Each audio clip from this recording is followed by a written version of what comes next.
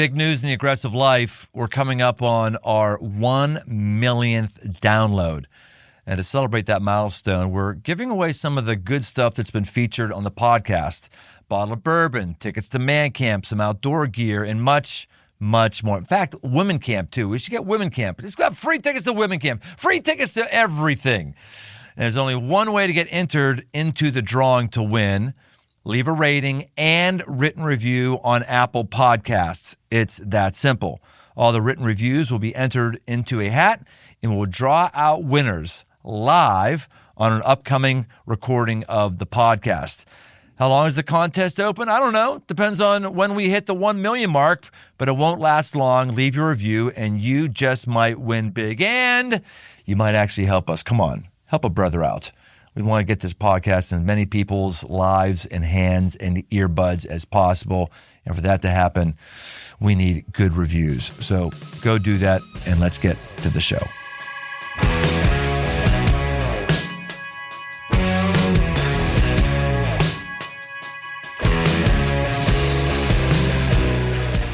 Welcome to the aggressive life. I'm joined in studio right now with a guy I had lunch with a few years ago. We had to connect with one another and had the ability to sit down in the podcast. I said, yeah, let's go ahead and have Edgar do that. So we're going to talk about, what do you think? We're going to talk about being aggressive, and this man has been aggressive. Aggression brings momentum. One aggressive move, it might be all you need to actually get moving. I've seen it again and again, and this guy is a guy who has moved. He was born in L.A. He grew up in Central and South America. At the age of 18, he came back to America, $50 in his pocket, and a goal to become an engineer. And where did that dream land him? Flipping burgers. That's where it landed him. But aggression doesn't stop. It keeps moving. You keep building. And after he was told that he didn't get into the engineering school at Rutgers, the admission counselor suggested sociology. So Edgar decided to get 2 degrees. Why not? 2 degrees, not just 1, 2, sociology and engineering. He went on to be at a premier big box producing company you may have heard of called Procter & Gamble or P&G. He was responsible for the hashtag Like a Girl campaign that went viral during 2015 Super Bowl. Enormous social impact. His career was up and to the right at P&G. People had him seen as CEO material and all kinds of things that people. He's kind of a big deal. I don't know. He's kind of a big deal. And he made the aggressive move of leaving the beautiful world of corporate America and all the financial security to be the CEO of a nonprofit. Guess what happens at nonprofits? You don't make any profit. That's what happens. Everyone's nonprofit. I want to go. Yeah, you know what that means? That means you're always in financial stress mode. Or if you're not in financial stress mode in a nonprofit, you're not doing it right. I interact with some of these nonprofits who've got this crazy, ridiculous amount of cash on hand. And I'm like, dude, your vision isn't big enough. If you've got that much cash on hand, your vision isn't big enough. Anyway, here with me today is Edgar Sandoval Sr. Hey, Brian. Thank you for that. I need to hire you into my public relations team, by the way. But thank you so much. It's an honor, and I'm humbled by the invitation. I saw you put senior. I didn't know you were a senior. You have a little I got Edgar? a junior one. Yeah, I got a junior one. He's a musician. He's a creative type. So he's junior. I'm senior. Yeah. Man, that is good. So we came in the studio, and we had one of our good staff members was in. He was kind of hanging out and talking with you in your Espanol language, correct? Yeah. I as you said, just a little bit of background. Yeah. I'm the third child of Guatemalan immigrants. So my parents immigrated to the States back in the 1950s. My dad joined the U.S. Army. He was crazy. He joined the Airborne 82nd Division, jumping out of airplanes. He came out of the Army, settled in Los Angeles, and so the three of us were born. And but then he moved back to Guatemala. And then he got an offer to move to Venezuela. We've never been to Venezuela.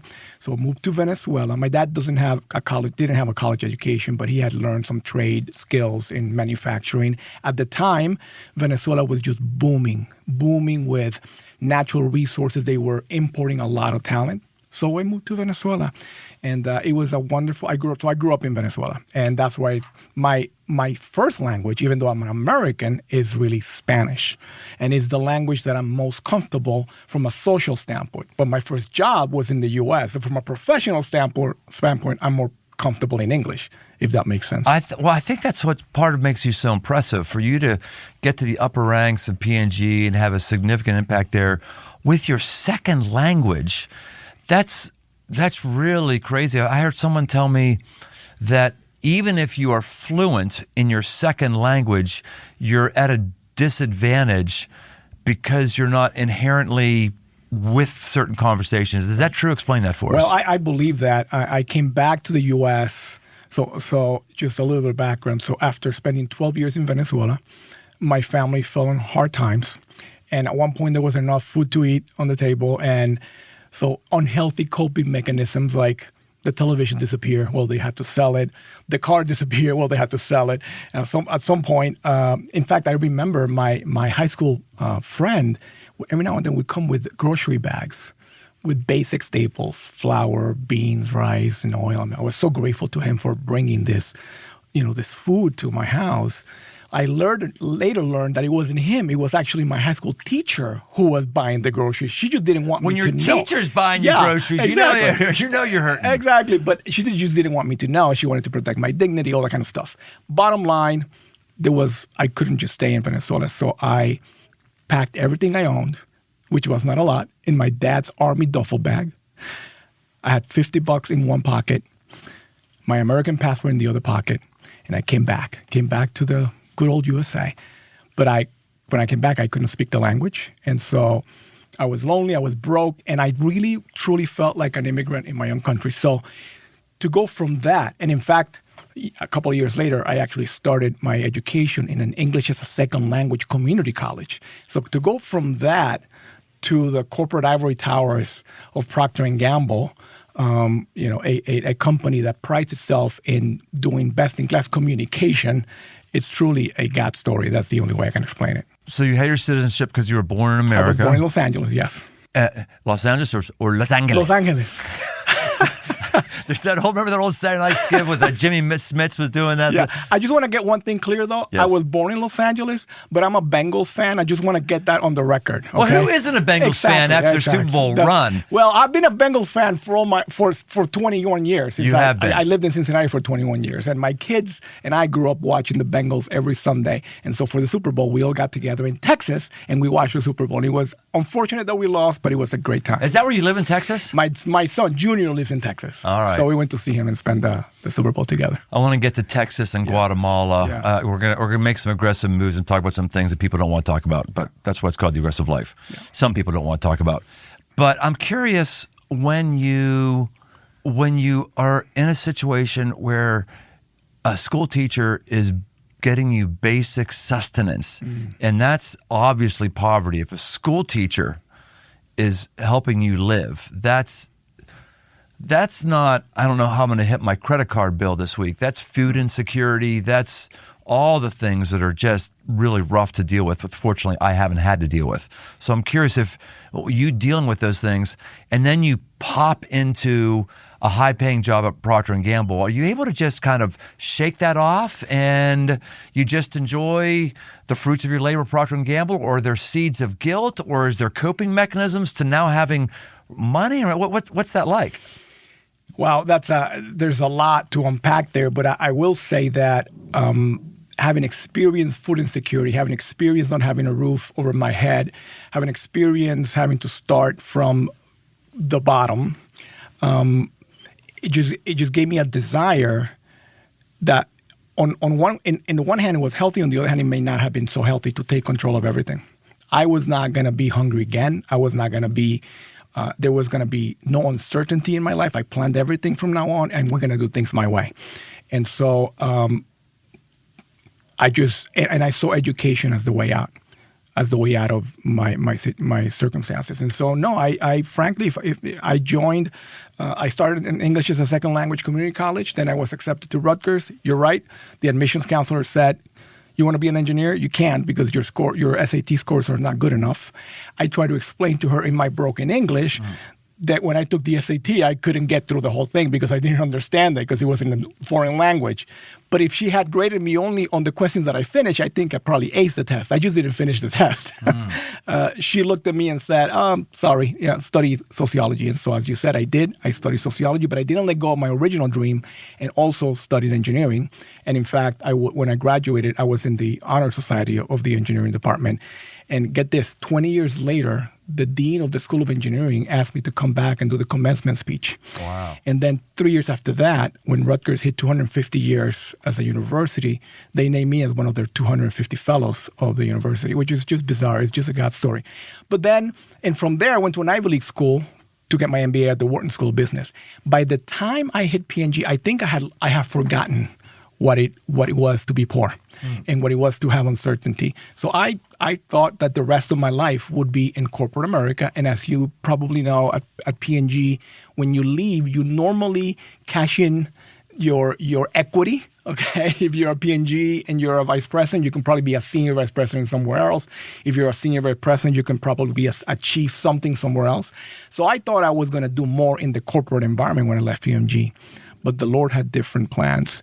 He asked me to put all that aside and to leave my position of comfort and to just move to Seattle, Washington and go serve the poor. And I now see that everything that happened in my life, including my 20 years at the Procter & Gamble company, they were only preparation for the real assignment that God had for me, which is to lead World Vision today and to help and do all I can to eliminate extreme poverty. And that's where I'm focused on now. So that's what Edgar does now. He's the CEO of one of the most respected nonprofits and largest nonprofits in the land, World Vision. And for someone like me who's in the nonprofit world, or somebody else who has another job that, is a bit more normal, that might sound really sexy to be CEO of World Vision, but that was a real sacrifice for you to go from the corporate perks to where you are right now, right? You could say it that way, yes. Yeah. What'd you end up sacrificing? Well, at the time, when I got the first call, I said no. I said, no, not now, maybe in the future. And so I talked to my wife, and they kept calling. I said, hey, honey, let me give you some background. We have 4 kids. 2 of them have special needs. We had a very strong support system in Cincinnati. One of the reasons we love Cincinnati is the people that supported us with our disabled children were just wonderful, and we love them for that.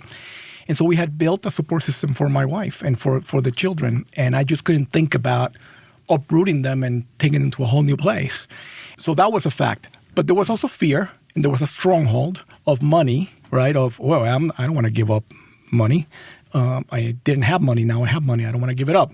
So there was also that stronghold that I didn't want to acknowledge at the time. And so I had a bit of a twisted plan. I was going to ask my wife, Lisa, to be the one to say no to World Vision. So I went to her and said, honey, can you imagine this? Uproot the children, the support system for Andrea and Christina, to leave, and this is going to be too hard on you. Just say the word and I'll put a stop to this nonsense. Well, I remember this vividly, Brian, because we were in our bedroom. We were standing up next to the window. She looked at me in the eyes and she said, Edgar, if the Lord wants us to go to World Vision, we're going to be obedient. And He has always provided, and He will provide again.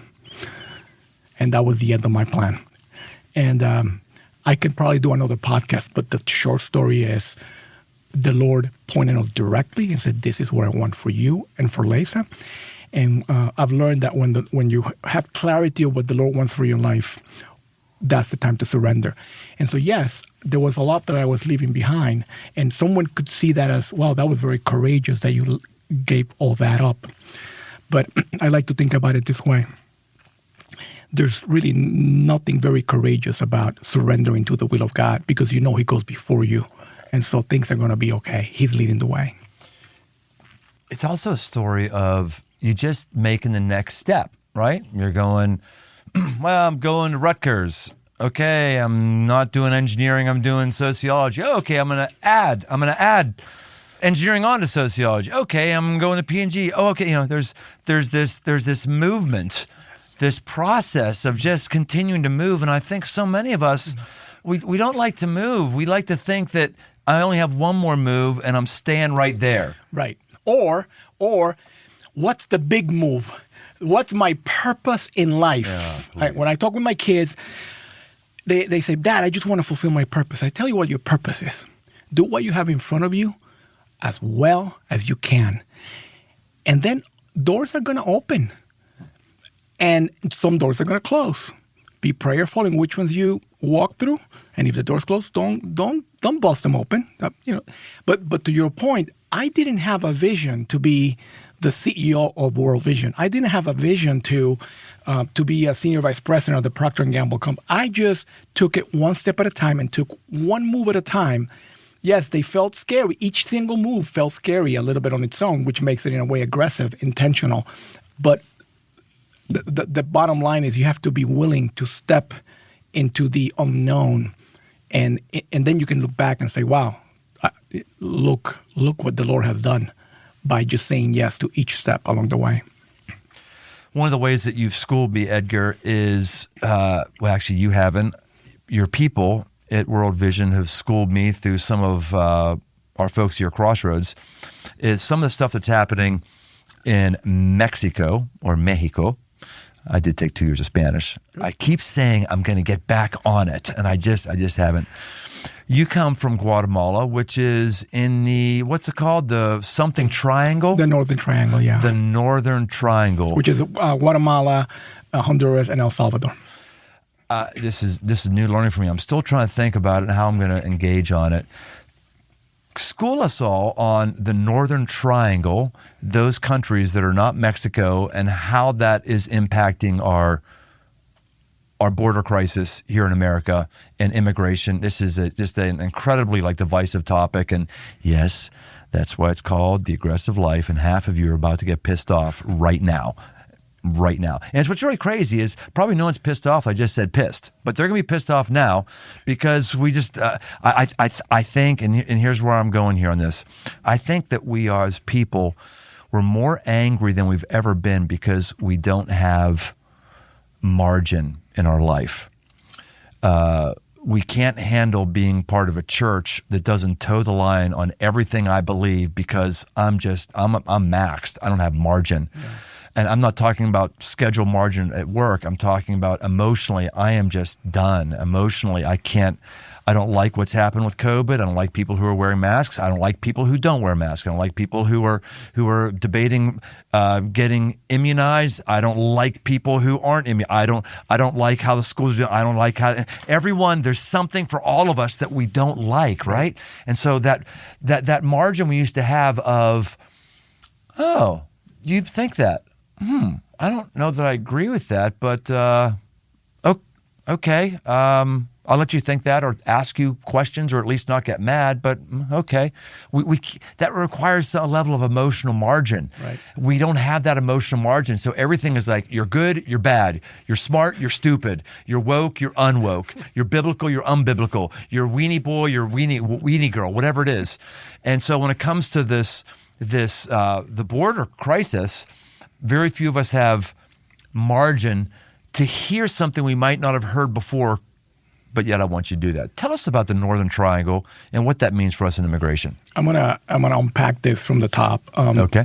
I'll just start by saying there is... Which I wasn't planning on talking about this, that's okay. But I was like, oh, why not? That's okay. Let's do it. So go ahead. We can try. The first thing I'll do is dimensionalize what's happening. And what we have is a situation that was... dire, becoming desperate.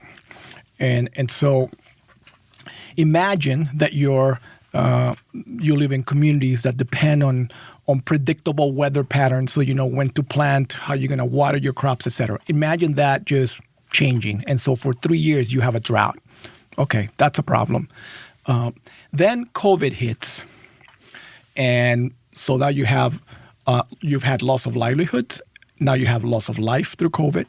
And, oh, by the way, during COVID, you get 2 major hurricanes hit your communities within 2 weeks of each other. So that's like I'm talking a category 4 and a category 5 within 2 weeks. That's like Mike Tyson hitting you with a left and a right jab at the same time. And so all of that happening in a context where there's, unfortunately, gangs and violence. And so loss of life, loss of livelihoods, leading into loss of hope.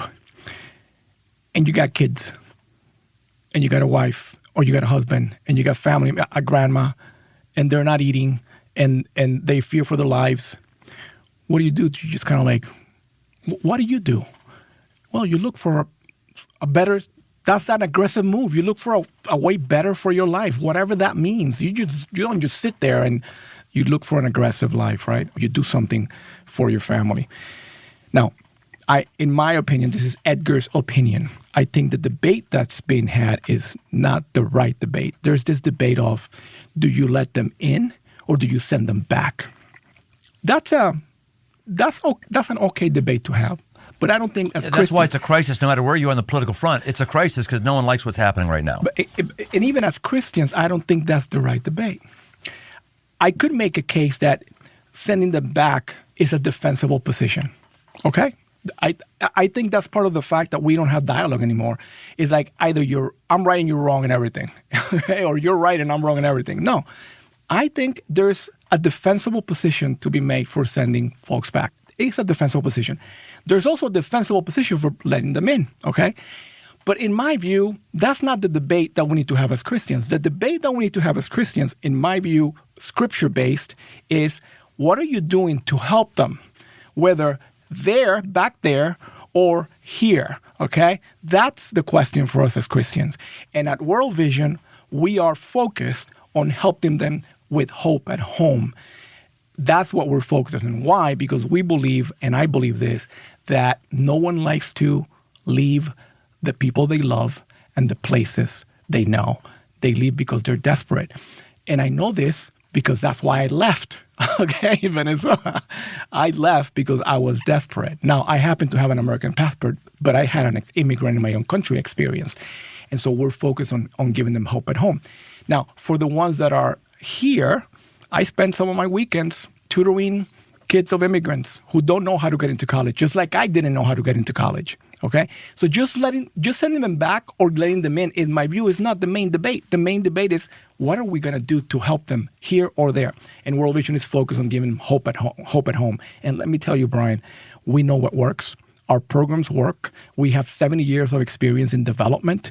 We do the research. We have the evidence that prove that when we come alongside communities and empower them with the tools to lift themselves out of poverty, they can.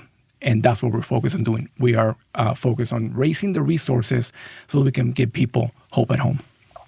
The Northern Triangle, which sounds awkward for us because for me it's the Southern Triangle, but in terms of South America, it's the Northern Triangle.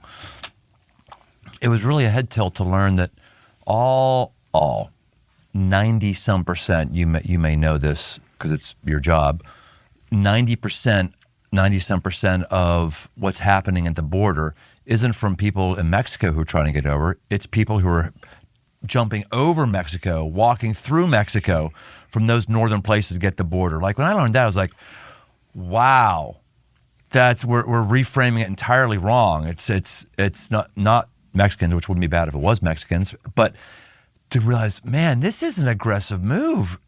You're talking about people who are doing like the most aggressive thing you could possibly think of. Like I'm thinking to myself, like, could life get so bad for me that I would take my family, walk, drive, thumb, whatever, all the way across Canada to get to Greenland? I'll tell you what, Greenland would want me.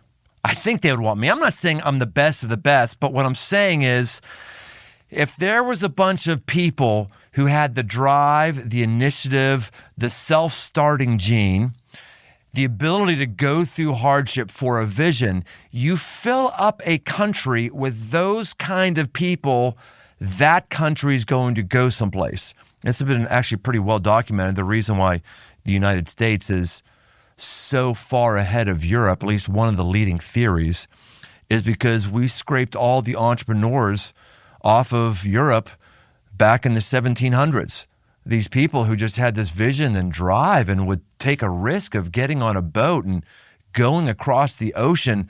That's why America has always outgunned England in terms of innovative ideas and patents and all of these things. So I'm not ignoring that we need to have some reform. I'm not ignoring that we can't just say, hey, everybody come in here and take advantage of all of our social safety nets. I know this is very complicated, but I think it's important for us to see when someone is doing these kind of things, that's an impressive person that we need more of that attitude in our own country, I think. I think the point that you're making also is exacerbated in the world today. We have the largest number of people that have been displaced, that have left their homes in the history of the world at over 84 million people.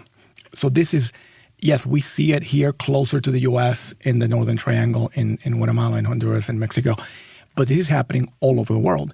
And so again, the debate that I would argue Christians need to have is what can we do to help people thrive at home?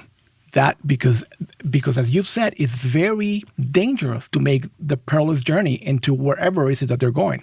And so that's where we're focused. We're focused on empowering communities to have hope at home. And we're doing tremendous work with the support of our donors.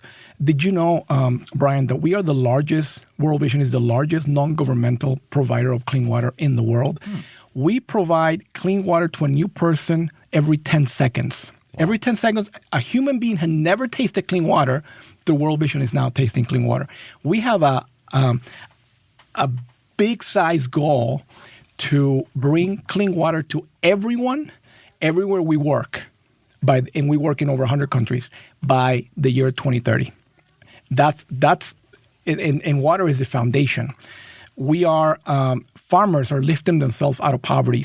They start at less than $1.90 a day, and they multiply their incomes through our programs, which are a combination of biblical concepts, like you were created in the image of God, and yes, you can lift yourself out of poverty with our best-in-class sectorial livelihoods, like the right farming practices, right seeds, access to free markets, and they're lifting themselves out of poverty. 9 out of 10 severely malnourished children who are treated by World Vision make a full recovery. Yes, the world is a dark place today, but there's a lot of good stories. And my plea to anyone who's listening to your podcast is to let's have the right debate. The right debate is how do we help people have hope at home? Yes. Yeah. Amen. You're bringing us just a really needful reminder that we make so much about debates and right and wrong and political ideology instead of people. That's what you're trying to root us in. It's people. I like how you said that position's defensible, that position's like that good. I like how you say that, but where you got to die on the hill is we've got to be about the flourishing of people. That's right. And that includes people who are outside of the country I live in. At least if I'm a follower of Christ. This is not a follower of Christ podcast. It's not called Christian Living Podcast. It's called The Aggressive Life. But as a believer, I have no boundaries to our country. I love our country. I never want to live anywhere other than our country. I've been to a lot of other countries in the world. I've yet to come to a country that I'd rather live in than America. And that's when I go to other countries, I go to some of the greatest places in those countries, in Paris and all that kind of stuff, you know. I love my country. I'm not devaluing my country at all, but I'm part of a kingdom that's much bigger than America. It's called the Kingdom of God. And I have to have some way to express love to people who are in hard places that are outside the borders. Okay. So I love you reminding me of that. That's a really good word, Edgar. Thanks. Well, we have this thing called the lightning round, I have a feeling this is going to be hard because I have a feeling you're a deep thinker. You're going to say deep things. I'm going to want to have you unpack, but let's try it anyway. The lightning round. Have you ever listened to The Aggressive Life, Edgar? I have not. You have not? I'm Who sorry. are you? Honestly, it's one of my wait a minute. You principles. can't come on The Aggressive Life when you haven't listened to The Aggressive But Life. they told me Brian was going to yell a lot. That's the only thing they warned me about. Gosh. Okay. Man. I don't know. Did Matthew McConaughey, did he listen to The Aggressive Life? I don't know, but he should have. He will after today. That's right. He will after today. Absolutely. We've had some big time people, Edgar. They had time to listen to the Aggressive Life. I understand we're not big time enough for you up in your ivory tower, up in World Vision CEO, just handing out soup to poor people. I know you don't have room in your schedule for us. But nonetheless, okay, here we go. Lightning round is going to work. I give you a topic, and you got to hit it like real fast, like lightning. Ooh, Like okay. 1-2 sentence answer. That's hard. That's really hard, but I'll I try. know it's hard, but I believe you. All You right. can do it. Normally, I'm the one who breaks the rules because someone says something. I say, ooh, expand on that more. So here we go. How to get aggressive momentum when you feel stuck. Remember your calling. Remember your gifting. The work that you are most proud of that isn't World Vision. My marriage, because it takes work. Dirt, he's good. You see, he's like playing by the rules. You're a corporate rule follower. I told you 1 or 2 sentences. You're doing that. I thought you were. I'll just hit the pause button and lightning round for a minute. I thought you were going to say something like your campaign that you invented and ran at P&G, Like a Girl. Tell us about that campaign. I'm It's very good proud of the Like a Girl campaign, but I'm prouder of my marriage. And so it'll be a close second or third. But that was probably one of the most, from a professional standpoint, one of the most fulfilling times in my career. Can I break the rules? Yes. Yes. Okay, so I was working with Procter, and we were traveling around the world talking to teenagers around the world, all kinds of religions, socioeconomic statuses, you name it. They all had one thing in common. When they hit puberty, their confidence dropped. In fact, statistically, we measured it drops twice as much as young guys, okay? And we were a brand for young girls, and we thought that was not right. God made each one of us in His image, and so women and girls dropping the confidence that way, we felt it was something we wanted to go against. So we declared the loss of confidence in young women our public enemy number one, and we wanted to defeat it. Well, on the way back from a big advertising festival in Cannes, I was inspired to write a creative brief to our agency. And the Procter & Gamble creative briefs had a history of being very long and very wordy. This one was very short. I wrote to my agency, said, let's create a new viral campaign that changes the world one girl at a time. And the rest is history. A year later, actually we launched the campaign in the summer of 2014. It went viral, 85 million views. I'm so proud that it did a couple of things. One is it changed the meaning of a phrase to do something like a girl from an insult to a compliment. I have 4 kids, 3 of them are daughters. And before we launched the campaign, I understand we had about 19% of people thought that doing something like a girl was a compliment. When we finished, a year later, that number had gone up to like 76, 79%. So I'm proud of that. I'm proud of the way we unified the country and the world. Everybody was saying, yeah, this is right. Yeah. And so it was great to see, particularly in the context of today's divisions, to see everyone come alongside and support something.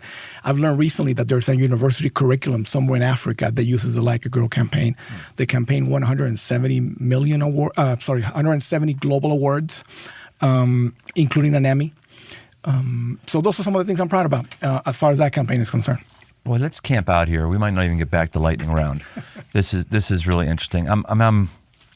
This is not a man podcast, though I think we have a disproportionate number of men who listen to this podcast.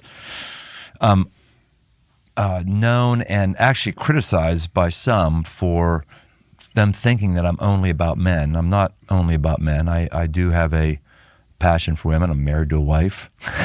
I got 2 out of 3 daughters. And this is what I want us to talk about here. There's something about women that is just special. That's hard to articulate in terms of the importance in the world. You mentioned that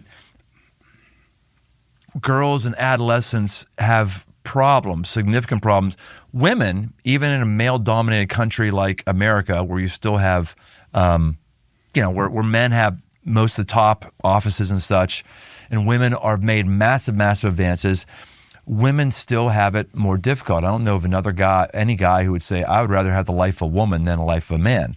When you look overseas or in areas of poverty, we know this at Crossroads, you're always building into women. You're building into women because the men aren't there, and as you make microloans to women aren't going to pick up and leave. They're going to build into that community. If you look at the people who are kind of coming up to the border, I think they're predominantly women who are bringing their families up, right? Or the vast majority of the people who migrate are women and children. Now, at the border, that may not be the same mix. There's a lot of men also coming through the border. But when I look at places like Africa and South Sudan and Ethiopia and other places, it's largely women and children because the men stay behind in conflict and fighting or other things. So there is a disproportionate amount of women and children who seek refuge in some of the settlements that I'm familiar with. So what does this mean about just the makeup of women, the psyche of women? Are you seeing across the world, are they more aggressive than men? Are they more resilient than men? Are they more... I know this is awful to think this way and talk about this way, but there's enough data points there that just makes you go, what is that? Well, I will tell you, we have, at World Vision, we recognize the value of women, and we have a whole sort of ministry that we call Strong Women, Strong World. And he recognizes that women can be a very powerful force of change in their communities. Yeah. The work to be done is to make sure that they are included and that have an equal voice and seat at the table, which doesn't always happen in some of the places where we work. But that's part of the work that we do, and we see tremendous results. I do think women are resilient. I do think they're strong. And let me give you an example. I just mentioned that we are the largest provider of clean water, non-governmental provider of clean water in the world. We also know through third-party research that the water wells that World Vision installs, 80% of those wells around the world are working even 20 years later, which compares very favorable to the average, which is about 50%. So that's the what. The why is that women are included in the committees that manage the water wells, okay? And when you think about who has the tough job of fetching the water in the third world, it usually falls on the shoulders of young girls and women. They are the ones that have to do the dangerous trek every day, 6 kilometers, to get buckets of dirty water in their head. And so for them, well-functioning wells, it's a critical thing so that they can go to school, they can attend to their businesses, et cetera, et cetera. So we believe investing in women has a disproportionate amount in the community, and that's what we're focused on. And we see it, and the data proves it out. So because they're included in the running of the wells are running better. That's exactly right, because they don't want those wells to break. So right. the wells go through the right maintenance cycle because the women are making sure that the wells go through the right maintenance cycle. In fact, some of the women do the maintenance themselves. I never forget this. Yeah. I was in Zambia with one of our ambassadors, Patricia Heaton from Everyone Loves Raymond in the middle. And we were in the middle of Zambia, in the middle of the heat, and the community wanted to teach us how they did the maintenance on one of the water wells. There were 2 guys trying to do that. They were failing miserably. Then out of nowhere comes this lady with a hard hat. Yeah. She get out of the way. She fixed the well in front of us in like 5 minutes. Right. What the guys couldn't do, she got it done. But it is critical for the women to be empowered and to have an equal seat at the table and to be trained to take control of their destiny. It's just interesting that poverty always looks and smells the same. Extreme poverty always looks and smells the same. You could drop me in the middle of Nicaragua where I've been. You could drop me in the middle of the poorest township in South Africa where I've been. You could drop me in the middle of, you mentioned countries here I haven't been. It always smells and looks the same. It smells like burning green wood to cook fires, and you smell it everywhere, and it looks the same with just dirt everywhere, no grass, whatever it can be for shanties. And It's always women who are in the house. Like the kids I sponsor through Compassion International, I've yet to meet a dad. I sponsor, how many am I sponsor? I've spent a month. Never had a dad. All the wells I've gone to, it's the women who are always the ones going and drawing water. It's like there's this great evaporation of men. Like they're gone, and I'm like, why? What is that? Well, we're working on that too, because we believe. Our ministry is biblically based, and we believe that poverty has spiritual root causes. And so we're focused on restoring not just water wells, but restoring relationships. It starts with individual relationships with God and then with each other, husband and wife. It needs to be a partnership in the home, an equal partnership. Then parents and children. How are you treating your children? Are you beating them with sticks, or are you trying to get them to go to school? Then it's families and communities and governments. When those relationships are restored, that lays the foundation for water wells to bring. It's what accelerates the development. Is what accelerates the sense of well-being. But it has to start with the relationships. Edgar, we're about out of time. Is there anything that you want to talk about that I haven't asked you about? This is your time. This time for you, Edgar. Anything you want to say or dig into that I haven't given you time for? Well, I would just close with a huge thanks for the opportunity, Brian. But I will also say that the world can feel right now like a very dark place, okay? But there are lots of bright spots around the world. And what I would ask and encourage everyone is to find the cause, the thing that makes your heart beat a little faster, that you can get excited about, and go make a difference. Because there's more joy in giving than in receiving. That's biblical, and the world needs us. There's a desperate need, and we can make the world a better place. And there's no better joy than helping the poor change their circumstances and transform their lives. Edgar Sandoval, CEO of World Vision and wise man and aggressive man extraordinaire. Thanks for giving us some time today. Let's definitely do it again. And hey, guys, ladies, if you heard something here today, act on that. Don't come away from here thinking, oh, I got some new interesting thoughts. No, we're here to get you to move on something. Find somebody to help. Find somebody to bless. Find somebody to improve because of your life. Make the aggressive move. Whatever's next in front of you, do it well. Keep moving. We'll see you next time on The Aggressive Life. Hey, thanks for listening. For all things aggressive living, why don't you head over to briantome.com. Find my new book, Move, a guide to get up and go forward, as well as articles and much, much more. And no matter where you listen to podcasts, why don't you take a second and leave us a rating, leave us a review. It really, really helps us drive new listeners to the show. We want to help as many people as possible, just like we may have helped you. We want to help others. So why don't you help us out? And if you want to connect, find me on Instagram at Brian Tome. The Aggressive Life with Brian Tome is a production of Crossroads Church, Cincinnati, Ohio.